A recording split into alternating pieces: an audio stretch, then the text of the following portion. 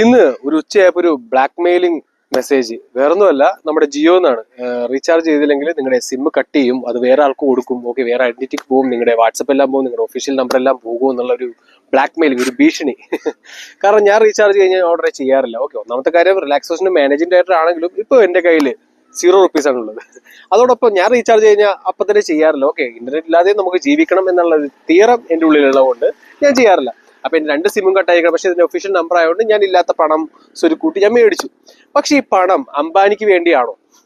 ഒരിക്കലുമല്ല. അംബാനിക്ക് ഇനി എന്തിനാ പണം? കാരണം ഈ ലോകം അവസാനിക്കാൻ വരെയും എങ്ങനെ ജീവിച്ചാലും തീരാത്തത്ര പണം ഇപ്പോൾ ഓൾറെഡി ഉണ്ട്. അദ്ദേഹത്തിന് വേണ്ടത്, അദ്ദേഹത്തിനല്ല, അദ്ദേഹത്തിന്റെ കാര്യമാക്കി. കാരണം ഈ പറയുന്ന ജിയോ സിം വന്നത് പെട്ടെന്നാണ്, അല്ലെ? പെട്ടെന്ന് വന്ന് വൈഡ് സ്പ്രെഡ് ആയിട്ട് അങ്ങോട്ട് സ്പ്രെഡ് ആയി.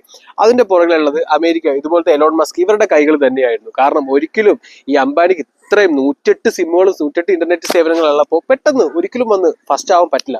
പക്ഷെ ജിയോ വന്ന് ഫസ്റ്റ് ആയി. നമുക്ക് നല്ല, അല്ലെ, കുഞ്ഞു കുഞ്ഞു കഴിച്ചോണ്ടെന്ന് വെച്ചാൽ നമ്മൾ ഒരുപാട് കഴിക്കുന്ന രീതിയിൽ നമ്മുടെ വയറ് വലുതാക്കി ഫ്രീ ആയിട്ടെല്ലാം തന്ന്. അതോടൊപ്പം ഇപ്പൊ നമ്മളെ കൊങ്ങക്ക് പിടിച്ച് ഇതുപോലെ പണം മേടിച്ചെടുക്കുന്നു. പക്ഷെ അവർക്ക് പണമല്ല വേണ്ടത്. അവർക്ക് വേണ്ടത് ആ ഒരു ഇലക്ട്രോ മാഗ്നറ്റിക് റേഡിയേഷൻ നമ്മുടെ ശരീരത്തെ കംപ്ലീറ്റ് എപ്പോഴും സറൗണ്ട് ആയിരിക്കണം. വൈഫൈ ഇതെല്ലാം പോലെ നമ്മുടെ ശരീരത്ത് ഇതിൽ നിന്ന് വിച്ഛേദിച്ചു കഴിഞ്ഞാൽ നമ്മൾ ചിന്തിക്കും. അതോടൊപ്പം തന്നെ നമുക്ക് എല്ലാവിധ റിക്കവർ ആവും. നമ്മുടെ ബോഡി, നമ്മുടെ ബ്രെയിൻ ഇതെല്ലാം റിക്കവർ ആവും. പക്ഷെ അത് പാടില്ല. അങ്ങനെ വന്നു കഴിഞ്ഞാൽ നമ്മുടെ യുവത്വം അല്ലെങ്കിൽ നമ്മുടെ വരാൻ പോകുന്ന തലമുറ നന്നാകും. പക്ഷെ അത് സാധിക്കാൻ പാടില്ല. അതുകൊണ്ട് 24 മണിക്കൂറും നമ്മൾ ഇന്റർനെറ്റിന്റെ ഉള്ളിൽ നമ്മുടെ ശരീരത്തിലൂടെ ആ റേഡിയേഷൻ പോയിക്കൊണ്ടിരുന്നാൽ മാത്രമേ ആ ഒരു സക്സസ് ആവൂ. ഓക്കെ, അതുകൊണ്ടാണ് ഈ ഒരു ഭീഷണി, അല്ലെ? നമ്മുടെ ഐഡന്റിറ്റി പോലും ഇപ്പോ എന്താ പറയുക, ഭീഷണിപ്പെടുത്തി. കാരണം എന്റെ നമ്പർ എന്ന് വെച്ച് കഴിഞ്ഞാൽ എന്റെ ഐഡന്റിറ്റിയാണ്. അത് വേറെ ആൾക്ക് കൊടുക്കുന്നു പറയുമ്പോൾ അതിനെക്കാട്ടി വലിയ പ്രശ്നമില്ല. അതിന്റെ അപ്പുറത്തെ കാര്യമാണെങ്കിൽ AI വരാൻ പോകുന്നത്. ഈ സ്പേസ് എക്സിനായിട്ടും കണക്ട് ചെയ്തിരിക്കുന്നത് അംബാനി തന്നെയാണ്, അല്ലെ? അതും ചെയ്യാൻ പോകുന്നത് അംബാനി ഈ കൂട്ടുകെട്ടത്തിലൂടെയാണ്.